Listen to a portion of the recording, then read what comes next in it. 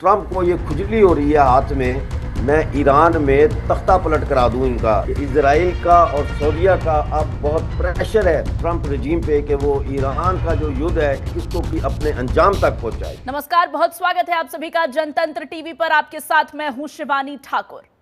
पाकिस्तानी सेना के प्रमुख जनरल असीम मुनीर 5 दिन के दौरे पर अमेरिका पहुंचे हैं, जहां वो अमेरिकी राष्ट्रपति ट्रंप के साथ लंच करने जा रहे हैं।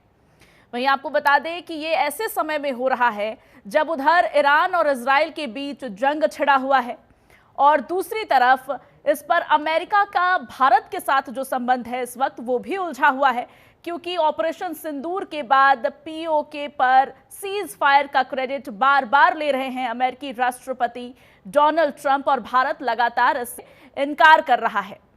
वहीं दूसरी तरफ एक ऐसा आर्मी चीफ जिसकी खुद की जनता उसका विरोध कर रही है, वो अमेरिकी राष्ट्रपति के साथ व्हाइट हाउस में लंच करने पहुंचा है। इस मीटिंग के तमाम मायने निकाले जा रहे हैं। इसको ईरान इजराइल युद्ध से जोड़कर भी देखा जा रहा है और तमाम तरीके की बात कही जा रही है। वहीं भारत की डिप्लोमेसी पर भी सवाल उठ रहे हैं। विपक्ष लगातार भारत में प्रधानमंत्री नरेंद्र मोदी की विदेश नीति पर सवाल उठा रहा है। तो इस पूरे प्रकरण को समझिए, जहां विदेशी पाकिस्तानी नागरिक अमेरिका में पाकिस्तान के तहरीके इंसाफ के कार्यकर्ता भी मुनीर का विरोध कर रहे हैं, लेकिन अमेरिकी राष्ट्रपति उनके साथ लंच करने पहुंचे हैं। आज इस पूरे मुद्दे पर चर्चा करेंगे, समझने की कोशिश करेंगे कि इस मुलाकात के मायने कैसे निकाले जाएं। हमारे साथ विशेष मेहमान जुड़ गए हैं। अमजद अयूब मिर्जा साहब हमारे साथ जुड़े हैं, पीओके एक्टिविस्ट हैं।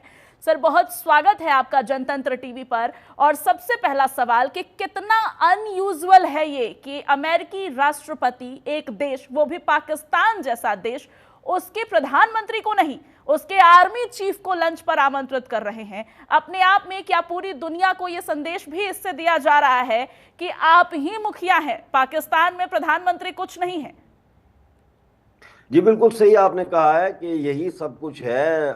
पाकिस्तान का जो फौज का कमांडर होता है वही पाकिस्तान का सारा कुछ होता है और ये कोई अचंभे की बात नहीं है। अगर आप देखें तो ये दोनों को इस वक्त एक दूसरे की बड़ी सख्त ज़रूरत है। अमेरिकी सदर डोनाल्ड ट्रंप को पाकिस्तान की और आसिम मुनीर की ज़रूरत है, क्योंकि वो चाहते हैं कि 2-3 चीज़ों में कोई ब्रेक थ्रू मिले। आपको पता है जब से डोनाल्ड ट्रंप बने हैं ये आए थे कि मैं जंगें बंद कराऊंगा, मैं 24 घंटे में यूक्रेन और जो है रूस का युद्ध बंद करा दूंगा, मैंने हिंदुस्तान और पाकिस्तान का युद्ध बंद करा दिया। मतलब इस किस्म की वो बेपर की उड़ाते हैं। अब कुछ भी नहीं वो कर सके, प्यूटन को भी नहीं मना सके। उधर से यूरोप सारा इकट्ठा हो गया।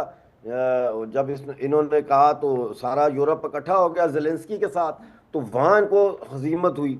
अब मसला क्या है? मसला ये है कि ट्रंप को ये खुजली हो रही है हाथ में कि जनाब मैं किसी न किसी तरह से फेस सेविंग के लिए ही सही, मैं ईरान में तख्ता पलट करा दूं इनका, ये जो खमनाई वगैरह हैं इन लोगों का तख्ता पलट करा दूं, उनको डेमोक्रेटिक किस्म का कोई फेस सेविंग गवर्नमेंट जो है वहाँ पे खड़ी हो जाए। अब आसिम मुनीर को खाने पे बुलाया है तो इंग्लिश में एक कहावत है, there is no such thing as free meals, मुफ्त की रोटी कोई नहीं किसी को खिलाता। तो सबसे पहले तो ये मुझे लगता है कि बात होगी यहाँ पे एयर बेसिस के ऊपर। अमेरिका चाहेगा कि ईरान के ख़िलाफ़ जो है वो जैकबाबाद का मोस्ट लाइकली जो एयर बेस है वो इस्तेमाल करने की इजाज़त दी जाए। ठीक है। और ये इसलिए कि इजराइल का और सऊदीया का अब बहुत प्रेशर है ट्रंप रजीम पे कि वो ईरान का जो युद्ध है इसको भी अपने अंजाम तक पहुंचाए। पाकिस्तान देगा ये अड्डे या नहीं देगा? क्योंकि अगर पाकिस्तान अड्डे देता है अमेरिकी जहाज़ों को उतरने के लिए और वहाँ से ईरान पर बमबारी करने के लिए, ईरान के साथ उनके जो तल्लुकात हैं वो बड़े मतलब है कि ख़तरनाक हो जाते हैं। आज सुबह ही आसिम मुनीर ने जो 4 सीजन होटल है जहाँ वो ठहरे हैं वहाँ से बयान दिया है कि जी हम ईरान के साथ हैं। भाई तुम ईरान के साथ हो, खाना तुम उसके साथ खाने जा रहे हो जो कहता है कि मैंने ईरान को सफ़ा हस्ती से मिटा देना है। तो ये सब पब्लिक कंजम्पशन के लिए बयान आता है। दूसरी चीज़ जो इसमें आ रही है वो है चाइना। ये अमेरिका नहीं चाहता कि किसी कीमत पे भी जो एक्सक्यूज मी जो सी पैक का प्रोजेक्ट है ये चले। वो नहीं चाहता कि चाइना को जो है अरेबियन सी तक या बहरा हिंद जिसे मैं कहता हूँ वहाँ तक रसाई दी जाए। अब क्या ये इस बात पर मानेगा आसिम मुनीर? मेरा ख्याल है बिल्कुल मानेगा। लेकिन चाइना को डबल गेम जैसे हमेशा खेलते हैं, चाइना को कहेगा जी हम कोशिश कर रहे हैं वहां पे दहशतगर्दी खत्म करने की, हम ये, लेकिन अपने ही दहशतगर्दों के जरिए ये ऐसे हालात पैदा मजीद खराब करेगा सी पैक रूट के ऊपर कि वो डिले होता चला जाएगा, होता चला जाएगा, होता चला जाएगा। तीसरी चीज जो है वो ये है कि इस वक्त अमेरिका को रेयर अर्थ मिनरल्स की बड़ी सख्त जरूरत है। उसमें लिथियम है, कॉपर है, गोल्ड है, ये सारी चीजें हैं। और बलूचिस्तान और गिलगित बल्तिस्तान, जो पाकिस्तानी ऑक्युपाइड गिलगित बल्तिस्तान है, जो इंडिया का हिस्सा है, वो इनसे माला माल है। तो अब वो चाहता है कि अमेरिका जो है उसको इस मिनरल्स तक रसाई दी जाए, उसकी कंपनियों को रसाई दी जाए। क्या पाकिस्तान अपना देश बेचेगा? बिल्कुल बेचेगा, लेकिन उसकी शर्त यह होगी कि हमें आईएमएफ से जो रिलीफ है उसमें इजाफा किया जाए, आईएमएफ का जो इंटरेस्ट रेट है उसको कम किया जाए। तो इस तरह की ये डील करेंगे, लेकिन ये शो नहीं करेंगे कि हम ये डिले कर रहे हैं। ये कहेंगे कि जी हम तो एक इन्वेस्टमेंट आ रही है, डायरेक्ट इन्वेस्टमेंट इतनी हम लेके आ रहे हैं पाकिस्तान में। फिर आ जाता है एक्सक्यूज मी, मेरा गला जरा खराब है आज। फिर आ जाता है ये क्रिप्टो करेंसी। क्रिप्टो करेंसी के जरिए मनी लॉन्ड्रिंग होती है, और जो कंपनी पाकिस्तान में क्रिप्टो करेंसी की इन्वेस्टमेंट लेके आ रही है, डोनाल्ड ट्रंप वाली कंपनी, डोनाल्ड ट्रंप की कंपनी नहीं, जो कंपनी आ रही है उसमें 60% शेयर हैं डोनाल्ड ट्रंप की फैमिली के। तो ये एक अलहदा नुक्ता है। और आखिर में इमरान खान, जिसका आपने जिक्र किया कि फोर सीजन होटल के बाहर जहां ये ठहरा हुआ आसिम मुनीर, उन्होंने शेम के और मर्डर मास मर्डर के उन्होंने नारे लगाए इसके खिलाफ जी। तो ये कोई फेस सेविंग होगी अमेरिका के लिए भी कि चलो इमरान खान को जेल से निकाल के हाउस अरेस्ट में डाल दें, इस किस्म का वो होगा। बॉटम लाइन क्या है? बॉटम लाइन ये है कि पाकिस्तान की गेम ये है कि अमेरिका से डॉलर लो और चीन को भी अपनी छाती के साथ लगा के रखो, ये है। और ठीक है सर, बलूचिस्तान का आप जिक्र कर रहे थे, और बलूचिस्तान में जो क्रिटिकल मिनरल है उस पर अमेरिका की नजर है, अमेरिका उसका इस्तेमाल करना चाहता है। दूसरी तरफ चीन के कर्ज तले पहले से ही पाकिस्तान दबा हुआ है, चीन को मना नहीं कर सकता। बलूचिस्तान पर चीन की भी नजर है। एक तरफ अमेरिका जहां उस पर नजर गड़ाए बैठा है, चीन को मना करने की इनके अंदर हिम्मत नहीं है कि उसके कर्ज के तले दबे हुए हैं, और अमेरिका को आंख दिखाने का दुस्साहस पाकिस्तान कभी कर नहीं सकता। अमेरिका बड़ी ताकत है और अभी नजदीकी भी बढ़ रही है। ऐसे में पाकिस्तान की हालत ऐसी नहीं लग रही, धोबी का कुत्ता न घर का न घाट का, कहां का रहेगा फिर ये देश? ये मुहावरा तो गलत हो गया ना, ये वो धोबी का कुत्ता बन गया है जो घर का भी है घाट का भी है। अच्छा, ये तो मुहावरा ही उल्टा कर दिया पाकिस्तान ने। ये उधर से भी खा रहा है, इधर से भी खा रहा है, लेकिन साथ किसका निभाएगा सर? और बलूचिस्तान तो एक नया बैटलफील्ड बन गया है अब, क्योंकि बलूचिस्तान को अब आजादी चाहिए। पाकिस्तान आर्मी की वहां पर लगातार धुलाई होती रही है, हो रही है अभी भी। बिल्कुल हो रही है। वो बलूचिस्तान तो आज़ाद होगा, इसमें तो कोई शक नहीं है। इस वक्त तो बलूचिस्तान में पाकिस्तान की कोई रेट नहीं है। पाकिस्तान फौज जो है दिन में बड़े बड़े कॉन्वॉय लेके चलती है, लेकिन रात को वो छुप जाते हैं। ऐसे कई वाकयात हुए जब मिलिट्री कैंप से फौजी बाहर नहीं निकले कि हमला हो रहा है तो हम अंदर ही बैठे रहेंगे, सुरक्षित हैं हम। तो ये Balochistan is a gone case. Pakistan को भूल जाना चाहिए बलूचिस्तान को। अब आज़ाद होगा, मैं टाइम नहीं दे सकता कि कौन सी तारीख को आज़ाद होगा, लेकिन ये बलूचिस्तान का बच्चा जो है वो पाकिस्तान के ख़िलाफ़ है, वो आज़ादी की मांग कर रहा है। इन्होंने उनके देखें मारंग बलोच और उनके साथियों को इन्होंने जेल में डाल दिया, जो बलोच यकजहती कमेटी के लोग थे। बलोच यकजहती कमेटी के लोग तो आज़ादी नहीं मांग रहे, वो तो कह रहे हैं पाकिस्तान के कॉन्स्टिट्यूशनल फ्रेमवर्क में रहते हुए हमारे जो इन्फोर्स डिसअपीयरेंसेस हैं इसको एड्रेस किया जाए। इनसे तो वो भी बर्दाश्त नहीं हो रहा। और जब से इन्होंने डॉक्टर मारंग बलोच और उनके साथियों को गिरफ्तार किया है, बलूचिस्तान में तो आग लग गई है जी। वहां तो आग लग गई है, वो तो बर्दाश्त नहीं कर रहे। और सर बलूचिस्तान का बच्चा ही नहीं, जो मौजूदा परिस्थिति है जो दिखाई दे रहा है, उससे ऐसा लग रहा है कि पाकिस्तान के अंदर भी पाकिस्तानी आर्मी के खिलाफ रोष है। जैसा कि अमेरिका में अभी विरोध प्रदर्शन हुआ उनके आर्मी चीफ का, और पाकिस्तान के अंदर भी ऐसी खबरें हो रही है कि पाकिस्तानी सरकार, पाकिस्तानी हुकूमत पाकिस्तान को बेच रही है अमेरिका के हाथों। और इसी बीच इस मुलाकात के और भी मायने निकाले जा रहे हैं। इसको ईरान और इजराइल के बीच जो तनाव चल रहा है उसको भी उससे भी जोड़कर देखा जा रहा है। यह भी कहा जा रहा है कि अमेरिका अपना खुद का आर्मी बेस बनाना चाहता है पाकिस्तान की धरती पर और वहां से ईरान पर हमले करना चाहता है।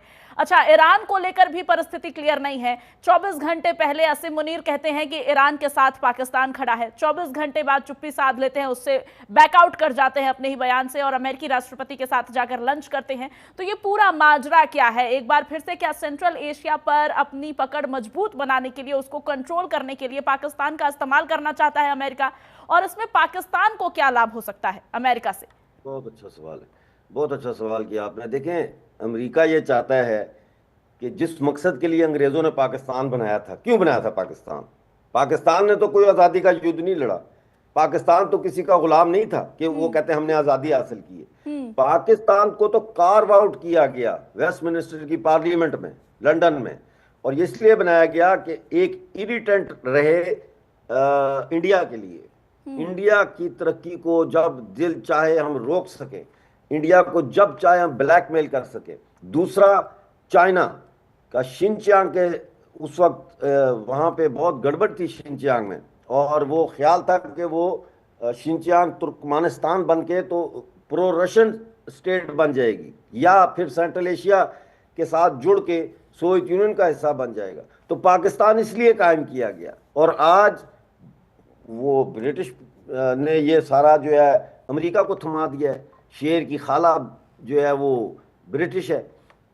तो अब अमेरिकन जो है वो चाहते हैं कि एक तरफ हिंदुस्तान की जो तरक्की हो रही है, ग्रोथ हो रही है, 2047 में जो हमने विकसित भारत बनाना है उसको रोका जाए बनने से, और दूसरी तरफ चाइना को काउंटर किया जाए। और ये एक जगलिंग कर रहे हैं ऐसे जैसे वो गेंद से जगलिंग करते हैं ना, ये जगलिंग कर रहा है अमेरिका। बांग्लादेश में जो हो रहा है ये भी बड़ा हमारे लिए जो है ना वो एक वरिंग साइन है कि जिस तरह से चाइना और अमेरिका दोनों इस वक्त जो है बांग्लादेश में घुसे हुए हैं कि किसी तरीके से हिंदुस्तान को जो है उसके नॉर्थ ईस्ट साइड से जो है डिस्टर्ब रखा जाए। तो ये मकसद है और कोई मकसद नहीं है पाकिस्तान का, और पाकिस्तान खत्म हो रहा है। आप देखें कि अमेरिका बहुत तगड़ी रणनीति यहां पर दिखा रहा है। एक तरफ पाकिस्तान के ऊपर अपनी कंट्रोल लेने की कोशिश कर रहा है। पाकिस्तान जो एक कमजोर देश है, पहले से कर्ज में डूबा हुआ है, अमेरिका को आंख दिखाने की हिम्मत वो कभी नहीं करेगा, ये साफ है। अमेरिका में अगर वो अपना आर्मी बेस बनाता है तो ना केवल सेंट्रल एशिया पर वो कंट्रोल कर पाएगा, पाकिस्तान पर भी हमेशा के लिए उसका दबाव तय हो जाएगा। चीन की चालाकियों पर भी इससे अमेरिका नजर रख पाएगा, और दूसरी तरफ भारत के बढ़ते कदम से जो खतरा है कि कहीं भारत बराबरी में आकर खड़ा ना हो जाए, उस पर भी बहुत चालाकी से अमेरिका कहीं ना कहीं नजर रखे हुए है और कोशिश कर रहा है कि ऐसा ना होने पाए। इन सब के बीच सर, भारत को क्या कदम उठाने चाहिए? बहुत अच्छा सवाल किया आपने। आप सवाल बहुत अच्छे करती हैं। देखिए, बात यह है कि आप यूं समझ लीजिए, मैं इस तरह से इसको एक्सप्लेन करता हूं कि आग लगी हुई जंगल में आग लग गई है और आपने उस आग वाले जंगल से जिंदा अपना दामन बचा के निकलना है कि आपके कपड़ों को आग ना लगे। लिहाजा हमारे चारों तरफ आग लगी हुई है। हमें एक तो ये करना चाहिए कि इस आग के ऊपर तेल डालने के बजाय, घी डालने के बजाय इस पर पानी डालें, लोगों को शांत करें कि ये जो जंग वंग हो रही है ये किसी ना किसी तरह से कहीं ठहर जाए, रुक जाए। और दूसरा हमें ये करना चाहिए कि अपना दामन बचाना चाहिए। हमें कोई पार्टी नहीं बनना चाहिए इसमें। हमें अपना जो हमारा एम है 2047 का, और उससे पहले 2035 का, और उससे पहले 2030 का, ये हमारे टारगेट्स ऑलरेडी सेट है। हमें इन टारगेट्स को परस्यू करना चाहिए। ग्लोबल पॉलिटिक्स में हमारा काम जो है वो एक निगोशिएटर का नहीं बल्कि मीडिएटर का होना चाहिए। हम सबको शांत रखें और अपना दामन बचाएं। ठीक है। नहीं, अगर हमने ईरान का साथ दिया या इजराइल का साथ दिया या यूक्रेन का दिया या रूस का दिया तो हम भी उस जंग का हिस्सा बन जाएंगे, हमारे कपड़े भी जलेंगे। ठीक है, और कहीं ना कहीं सर भारत यही करने की कोशिश कर रहा है। भारत के डिप्लोमेसी की ये कोशिश है कि किसी भी तरह से किसी भी एक पलड़े का वो हिस्सा ना बने। अभी भी इजराइल और ईरान के साथ जो संघर्ष जारी है दोनों का आपस में, उसमें भी भारत की यही कोशिश है, क्योंकि ईरान और इजराइल दोनों से ही भारत के अच्छे संबंध है। हालांकि सर इसी बीच एक और मसले को मैं उठाना चाहती हूँ, ये भी समझने की आपसे कोशिश करेंगे। बेंजामिन नेतन्याहू का एक पुराना बयान है जो कि सामने आया है, वायरल हो रहा है अभी ईरान के साथ जो संघर्ष जारी है उसके बीच। उस बयान में वो कह रहे हैं कि किसी भी कट्टरपंथी देश के पास परमाणु ताकत नहीं होनी चाहिए। ईरान परमाणु बम बनाने के, परमाणु हथियार बनाने के बेहद करीब था, इसलिए इजराइल ने उस पर हमला कर दिया और तनाव अभी भी जारी है। बाकायदा नाम इस लिस्ट में ईरान के बाद उसने पाकिस्तान का लिया था, बेंजामिन नेतन्याहू ने। तो क्या अब अगला नंबर इजराइल की तरफ से पाकिस्तान का आ सकता है? और इसी बीच पाकिस्तान को तो अमेरिका का समर्थन मिलता हुआ दिखाई दे रहा है, प्रत्यक्ष रूप से नहीं तो अप्रत्यक्ष रूप से ही सही। एक दफा फिर बहुत अच्छा सवाल किया आपने। देखें, ये मुझे लगता है पाकिस्तान से पहले तुर्की का नंबर आएगा। मुझे लगता है कि ये तुर्की को जो है ना सीधा करेंगे और उसके बाद पाकिस्तान का नंबर आएगा, क्योंकि ये मज़हब का कोई चक्कर नहीं है इसमें कि ये इस्लामी दुनिया कहते हैं ना, इस्लामी दुनिया को अब उठ जाना चाहिए। वो पाकिस्तान का डिफेंस मिनिस्टर कह रहा था Islamic world, there is no such thing as Islamic world, there is an Arab world, there is a Persian world, there is a Indus world, Hindustani world, central Asia world. ये मज़हबों में तकसीम इसको नहीं किया जा सकता। तो अब जो वेस्टेड इंटरेस्ट है वो यही बता रहा है कि ईरान को ख़त्म करना, उसकी ताकत को इसलिए ज़रूरी है कि अगर हम चाहते हैं कि जो सप्लाई चेन है, यानी India middle east economic corridor है और चीज़ें हैं, अगर इनको कायम करना है तो उसके लिए ईरान को ख़त्म करना बहुत ज़रूरी है, क्योंकि ईरान ने हिजबुल्लाह के ज़रिए और हूतियों के ज़रिए और हमास के ज़रिए इस पूरे खित्ते में तबाही फैलाई हुई थी। जी जी जी सर, इन तमाम मुद्दों पर और परिस्थितियों पर जिस पर हमने अभी चर्चा की, उन सबको जोड़ लेते हैं अब एक और एक आखिरी सवाल, और इसको भी गहराई से समझने की कोशिश करेंगे चंद शब्दों में, क्योंकि समय की कमी भी हो सकती है। सर, इन तमाम परिस्थितियों में पाकिस्तान भारत के लिए बड़ा खतरा नहीं है। पाकिस्तान को हमने पहले भी कई बार धूल चटाई है और आगे भी जब भी मौका पड़ेगा चटा सकते हैं, लेकिन पाकिस्तान को मिलने वाला चौतरफा समर्थन, फिर चाहे हम चीन की बात करें क्योंकि वो अमेरिका को आंख दिखाना चाहता है, भारत के साथ उसके उलझे हुए मामलात हैं, अमेरिका का अप्रत्यक्ष समर्थन, भारत के साथ सहानुभूति लेकिन पाकिस्तान को समर्थन, फिर चाहे मॉनेटरी फायदा दिलवाने की बात करें आईएमएफ से, या अब जब ये मुलाकातें हो रही है उसके मद्देनजर दूसरी तरफ बांग्लादेश की परिस्थिति जिसका आप भी जिक्र कर रहे थे, वो भी भारत के लिए चिंता का विषय है। ऐसे में जब ये सारे टुकड़े आपस में जोड़ दिए जाते हैं तब भारत के लिए जो परिस्थिति उत्पन्न होगी वो भारत के लिए कितनी बड़ी चुनौती होगी, इसको कैसा देखा जाए? देखिए, एक कहावत है कि जो किसी के लिए गड्ढा खोदता है उसमें वो खुद गिर जाता है। ये जो गड्ढे खोद रहे हैं भारत के लिए, ये इसमें खुद ही गिर रहे हैं ना, खुद ही जल रहे हैं ना। भारत को तरक्की नहीं देनी है तो जंग में कौन जल रहा है? जंग में ये अमेरिका की फौज या उनके पैसा, उनके डॉलर और ईरान जल रहा है, हिंदुस्तान तो नहीं जल रहा। बांग्लादेश के जरिए इन्होंने जो कोशिश की है उसमें कौन इस वक्त मुसीबत में फंसा हुआ है? बांग्लादेश फंसा हुआ है, इकॉनमी बर्बाद हो गई है, कोई डेमोक्रेसी नहीं है, कुछ भी नहीं है। तो हिंदुस्तान के लिए ये खतरा नहीं है, लेकिन हिंदुस्तान के लिए ये इरिटेंट्स हैं, जैसे तंग करता है ना, तंग करने वाले चीजें हैं। हिंदुस्तान बहुत बड़ा है, it's too big to fail. Hindustan बहुत बड़ा है, हिंदुस्तान एक सनातनी मुल्क है। पता नहीं लोगों को ये बात समझ आती है कि नहीं आती है। हम लोग बदले में नहीं, कर्मा में यकीन रखते हैं। जब हमारे साथ कोई बुरा करता है ना तो हम कहते हैं कर्मा इसको सॉर्ट आउट कर लेगा। हम ये नहीं कहते उठाओ बंदूक और चढ़ जाओ इसके ऊपर, समझे कि नहीं जी। तो इसी तरह से हिंदुस्तान को, जैसा मैं बार बार ये कह रहा हूँ और मैं सबको ये कहता हूँ, हमें अपना फोकस से नहीं हटना। हमारा फोकस है 2047 में डेवलप्ड नेशन बनना, विकसित भारत बनाना, और वो हमारे माइलस्टोन जो है एक एक करके हम अचीव कर रहे हैं। इस वक्त दुनिया में सबसे ज़्यादा ग्रोथ रेट 6 और 7 के बीच जो है वो भारत की है। यूरोप में तो ग्रोथ रेट है ही कुछ नहीं, 1.2%, 3%, 2%, 1%, ये ग्रोथ रेट चल रहा है। चाइना का भी नहीं चल रहा, वो 4 और 5 के बीच में उसकी ग्रोथ रेट चल रही है। हमारी ग्रोथ रेट 6 और 7% प्रतिशत से चल रही है।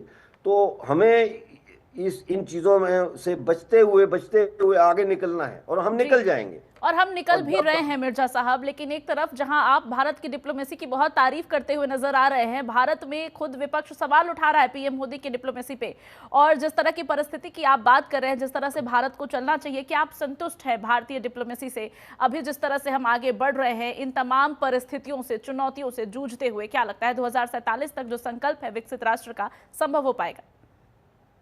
देखिए, ऑपोजिशन का काम हमारे साउथ एशिया में, ऑपोजिशन का एक ही काम होता है, भौंकना। माफ कीजिएगा, मैं ये लफ्ज इस्तेमाल नहीं करना चाहता था, लेकिन कोई भौंकता है, भौंकने दो जी। है ना। तो हाथी के दांत दिखाने के और खाने के, और इनका काम ही है, क्योंकि इनके पास मोदी के इकोनॉमिक और पॉलिटिकल और डिप्लोमेटिक जो इनका है वो प्रोग्राम, उससे बेहतर प्रोग्राम नहीं है। तो ये टांगे खींच रहे हैं। वो आपने सुना नहीं कि लेकिन सर, विपक्ष के सवालों के जवाबदेह भी तो सत्तारूढ़ पार्टी होती है। नहीं, ये देखें, ऑपोजिशन से हमें कोई खतरा नहीं है, ऑपोजिशन से कोई खतरा नहीं है। ये वो जमाना नहीं है जहां मजहब का कार्ड खेला जा सकता था। आपके सामने ओवैसी साहब को भेजा है, कितनी बड़ी ये डिप्लोमेटिक होम फ्रंट पे हमारी बिल्कुल, और कितनी भले बड़ी। ही देश के भीतर तमाम तरह के सवाल उठ रहे हों, लेकिन समझने वाले इन परिस्थितियों को बहुत अच्छे से समझ रहे हैं कि भारत की विदेश नीति और डिप्लोमेसी बहुत कारगर साबित हो रही है। और इस वक्त पूरे विश्व में जिस तरह की परिस्थितियां हैं, भारत कूटनीतिक तरीके से हर एक मसले को हर एक पहलू का हल निकाल रहा है। मिर्जा साहब, तमाम चीजों को इतनी बारीकी से समझाने के लिए, हमारे साथ जुड़ने के लिए आपका बहुत शुक्रिया।